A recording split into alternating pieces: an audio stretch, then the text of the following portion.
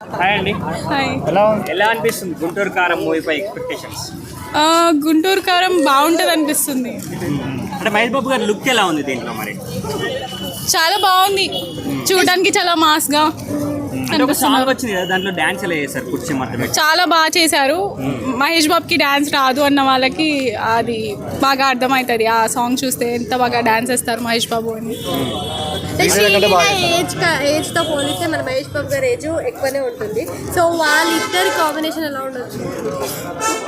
ఏజ్తో సంబంధం లేదు కదా మూవీస్కి వచ్చినప్పుడు. ఇంతకుముందు శ్రీలీల గారు రవితేజ గారితో కూడా చేశారు, ఆయన ఎనర్జీకి సరిపడా చేశారు. సో శ్రీలీల గారు ఎవరితో అయినా బాగా చేయగలరు. అంటే లోకల్ డైలాగ్స్ పెట్టి ఒక హిట్, అంటే పెద్ద హీరోకి లోకల్ డైలాగ్స్ పెట్టి ఒక సాంగ్ చేశారు కదా, సో ఆయన రేంజ్కి ఆ సాంగ్ సెట్ అవుతుందా? సెట్ అవుతుంది. హీరో అన్నాక ఏదైనా సెట్ అవుతుంది. ట్రోల్స్ ఏముంది, ఎవరికి చేసే వాళ్ళు చేస్తూనే ఉంటారు, అవన్నీ పట్టించుకోకూడదు కదా. ఓకే, సంక్రాంతికి విన్నింగ్ ఏది, ఏ మూవీ అనుకోవచ్చు?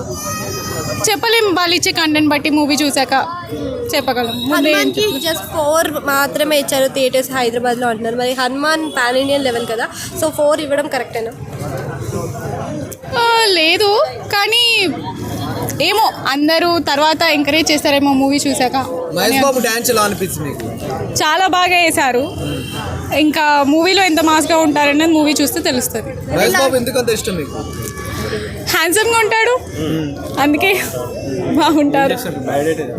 అంటే ఇప్పుడు మరి త్రివిక్రమ్ డైలాగ్స్ ఎలా ఉండబోతున్నాయి మరి మూవీలో? త్రివిక్రమ్ డైరెక్టర్ త్రివిక్రమ్ గురించి తెలిసిందే కదా, సో మంచి డైలాగ్స్తో ఇస్తారు. మీకు మహేష్ బాబు మూవీస్లో ఏ మూవీ అంటే ఎక్కువ ఇష్టం మరి?